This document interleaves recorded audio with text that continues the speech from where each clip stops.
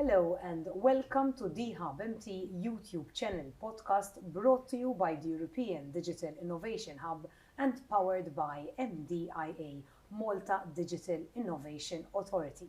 Our guest speaker today is Geoffrey Farrugia, who is the founder and CEO of Hands-On Systems and is a seasoned technology CEO with a proven history of translating strategic visions into tangible realities through successful implementation and execution. We welcome you on today's podcast. What personal experiences have led you to choose a career in this specific sector? So, strangely enough, what inspired me was not a very nice event.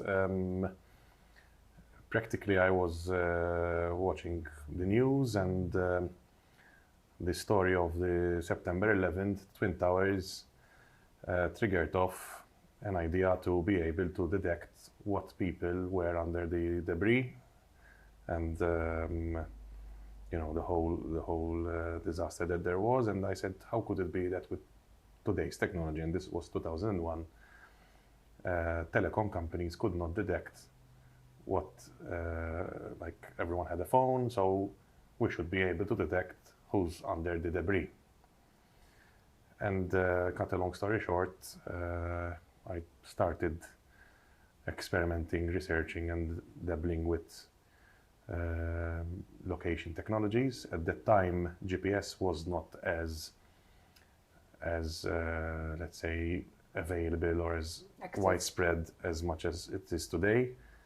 So I started trying to localize people using mobile phone technology, and then along came GPS, and I said this would be an ideal solution to be able to track people or track assets through technology. So unfortunately, the inspiration was quite a major event. But whenever there's the anniversary of September 11th, I remember that, listen, this was, although it was a very bad thing in history, whatever happened, it was a major source of inspiration for me. And a game changer as well. A game changer. For the world. Today we're going to focus on IoTs. So my first question to you, I would say that if you can explain to us, how have an IoT device allowed for seamless integration of technology with humans and also other devices?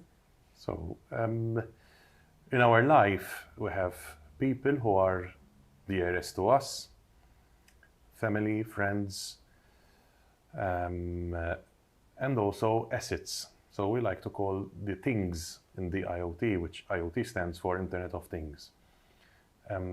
Things are really assets which are important to us. It could be our vehicle, it could be our fridge, it could be our home, security, safety, etc. So this IoT, let's say, hype helped us to understand that, listen, in today's fast-moving world, both in our life, but also at work or in business, we need to be close or somehow integrated or connected to assets, to our most dearest assets. From pets, as you know, IoT is now also being used to track pets, their health, their location, if they're sleeping, all the way up to our elderly parents, to track, their health, their position as well, give them a panic button exactly for an emergency, all the way to our assets like house, car, kids, So IoT is there to make the connection between our life and our, let's say, dearest belongings or dearest possessions. Before we used to say every person is connected to the internet via his mobile or his home internet connection. Today we're looking at a world whereby all our things, hence the Internet of Things, all our assets are somehow or another connected to the internet, and we are also connected to them. We're seeing appliances now, fridges, switches even at home, where through internet you can communicate, switch them on, switch them off. You can receive an alert if the fridge is, for example, faulty or the temperature is going up, So in reality, even though obviously technology there's always two sides of it, because pros and cons. the more dependable you can become, sometimes, the more committed we are, the more dependable we become, the more sort of some people say, listen, were we better in the past or where are we better today? But I always like to compare to a knife or even a vehicle like a car. Before they used to use horses. Today we cannot imagine a world without the car, itself to travel. So obviously IoT definitely is here to stay. It's going to integrate even more with our lives, and we can stop it. It's a train which is passing, and you either jump on the train or else you're going to be left behind. Changes it. Exactly. So if we had to do this interview 10 years ago, probably it would be with a paper. Today you're with a tablet. So here we are, we're embracing change, we're embracing technology, and IoT is the same. And that would obviously bring us to the IoT devices, and you've mentioned some of us, and maybe we can also give more examples. How are they improving the efficiency and productivity in various industries? Let me give you a very simple example which we can all relate to. Imagine I'm in Valletta, trying to look for parking, and obviously, as you know, parking, if you're trying to go and park in the normal free public spaces, it's going to be very difficult. Now we are installing parking sensors in every parking spot. I'm not referring to Valletta, but we are offering a service where you can install parking sensors, and through an app or through digital signage in the street, before you go and enter a street, you'll know in the street in real time how many parking spaces are available. So instead of going down the street, which can be a long street, and full of traffic. Similar we see in shopping malls. Exactly. When it comes to That's parking another spaces. form of IoT. Another example, we offer RFID-based IoT. Imagine a shop whereby, in order to do stock take or to reorder certain items in a shop, he needs to go and check manually. With RFID technology, you can just scan the area where you have the items being displayed, and in a few seconds you can read what's available and what's to be reordered.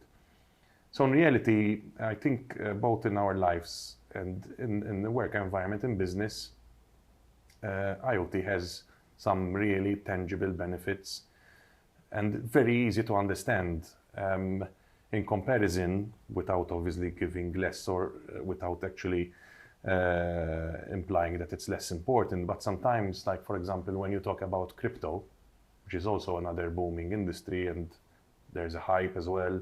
Are we now, have we passed the hype? Are we still in the hype? But people find it harder to understand the benefits of crypto because it's not really going to change the world as much as we know it in real time, although it has a lot of good implications. Whereas IoT, the results, the benefits are more tangible and they affect our lives, day-to-day lives, in a more direct way.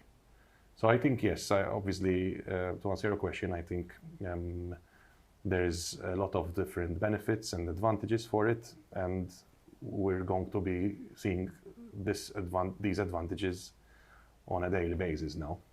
When we move on, this obviously always comes to mind, even when I touched with AI. When we move on into privacy, security, and also employment, how would these IoT devices impact this? I think this is the million-dollar question, which I constantly am challenged with. And obviously, you cannot, although my, let's say, focus and businesses to obviously promote. But Let me just put it like this for the viewers. I get this sense, and I don't mind sharing it. So I would hear you speak and you say you'll be able to enter a street and you'll know how many parking spots are available. And I'll have half of me saying, oh, wow, that's fantastic. And then I would have my other half saying, how is that?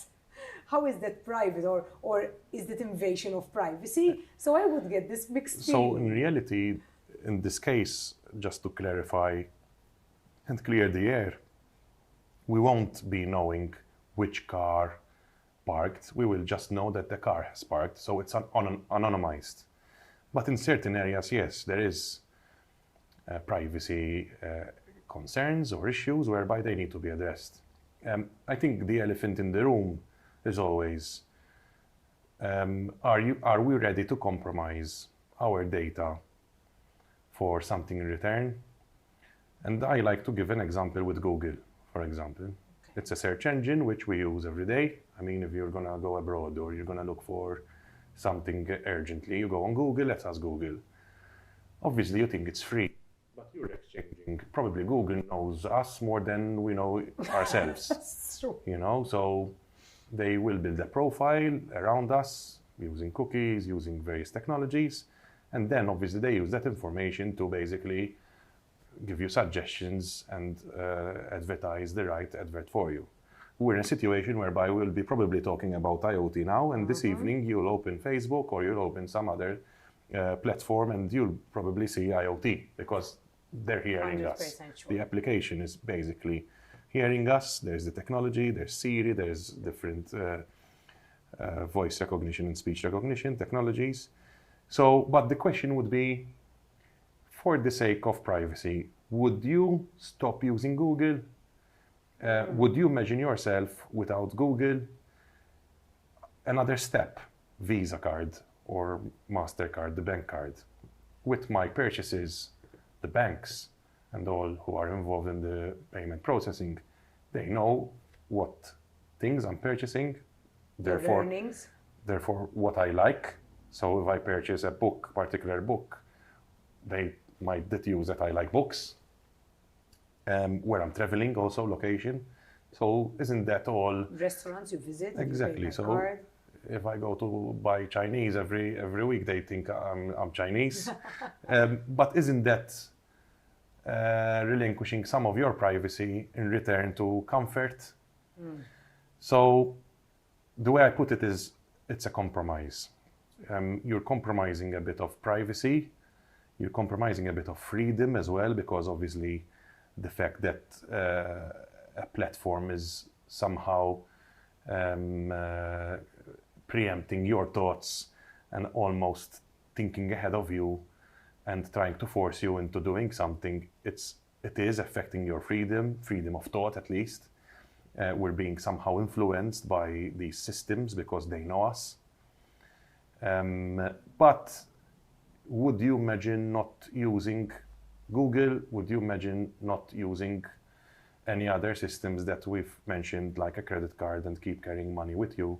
I mean, would you imagine paying for a €200 trip or something with cash? You know, you're going to carry cash with you. I mean, so I think that's why I said it's $1 million question. So how ethical, what ethical considerations would you take when developing an IoT device? So ethics, computer ethics, especially in IoT, it's the responsibility of the ethical, let's say, parameters that people have to follow lies between, it's a shared responsibility. It lies between the technology provider who is developing the technology and making it available, but it also lies on the end user. Because as we mentioned, the example of the knife, I think we might not get into the proper history, but you can use the knife to spread the bread, to spread the butter on your bread, or to cut an onion, or you can use the knife for, obviously, as we know, for other not so, you know, so, but definitely who produced the knife to cut the bread, he's not the only one responsible if that knife is going to be used True. to kill someone or not. So the same with the same thinking and philosophy. When we develop IoT technology, our mission and vision is to try and make a difference and to actually improve our life and to contribute to the world, obviously. And in doing so, we need to somehow make profit, because without that profit, we won't be able to continue sustaining the development, the R&D, and all that comes with it. We offer tracking. We offer tracking of vehicles. We offer tracking of people. I mean, you could track something or someone who you shouldn't track. But ultimately, if you buy a tracker from my company and you use it for unethical intentions, then who's responsible ultimately for it? You know, I'm giving you the technology. Do I need to also check where the technology is being used? Mm-hmm. This is like internet. Internet is a technology that telecom companies provide. But I can do a lot of bad stuff with internet. I can hack people. I can research about that. I can research on how to build a bomb if I want to, and I will probably find it. You know, but ultimately, the ethical responsibility lies on both fronts. The supplier or the developer or the technology provider needs to make sure that there's a limit and there are certain checks and balances that we do, and in fact we invest a lot in security, because with this ethical responsibility is a very complex and wide-ranging. So even having the lack of proper security in your system might lead to very, very serious implications. So if someone hacks into my system and downloads information which does not belong to him, that's also very serious. Yes. So we track companies that transport money around. We track companies that transport pharmaceuticals, temperature-controlled cargo. So this information is very sensitive, especially from a security point of view, because, you know, I mean, if someone wants to attack or do a hold-up or something, then he can try and hack into our system and see the exact position of where they are. So obviously the responsibility lies on me to make sure that this system is secure, is safe, and it's updated and follows industry standard procedures. But ultimately, if you install an alarm at your house and a thief manages to get into your house, whose fault it is? Is it the fault of the alarm provider? The thief? Both, you know? Mm-hmm. So these are ethical questions that we constantly seek to address. But ultimately, as I said, I think the responsibility lies both in the technology provider and also on the end user. We're almost concluding, but one final question for you is that when it comes to data and the IoT being used, how can it drive innovation and improve also decision making? Because I think this would end us on a positive note of how can this be taken forward. I think my advice to this is very simple. How can you decide on something if you don't know it?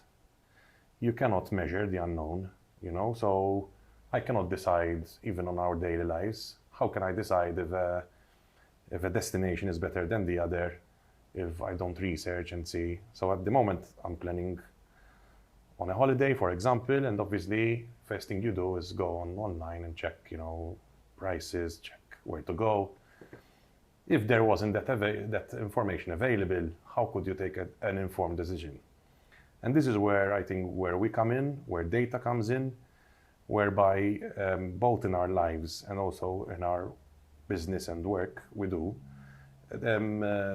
technology such as IoT helps us to take an informed decision in a more efficient manner, in a more accurate manner, and also in a faster manner. And I'll give you an example. One of our clients is a LPG gas distributor. whereby he delivers and distributes LPG, liquefied petroleum gas, to restaurants, hotels, and other industries. Before, he used to take a calculated guess and say, maybe based on the normal usage, I need to go and refill that tank. Or, even worse, the customer calls him that the tank is empty and you need to come and refill it now. Now, what we did is basically installed IoT sensors so that he can remotely measure the level of LPG, the level of gas in those tanks, and he can organize his refilling in a more calculated and informed manner. Why? Because now he knows exactly how much every tank contains in terms of gas, and he can go and refill any tank which is below 30%. He can plan his distribution and his refueling in a more organized manner, and obviously customer is happy, he is more efficient, and this is where basically IoT is bringing a difference. Imagine you're at a restaurant and the chef comes out and says, hey, no more food because the tank, and it happens, it used to happen. Of course. Or out of stock, or we cannot, or we do. With this technology in mind, we are ensuring that, first of all, the actual process is more lean and efficient. Before, they used to go out to refuel a tank just for one client. So inefficient completely, lack of, waste of fuel, waste of time. Waste of many resources. During the weekend as well, so you have to get someone out just for that client.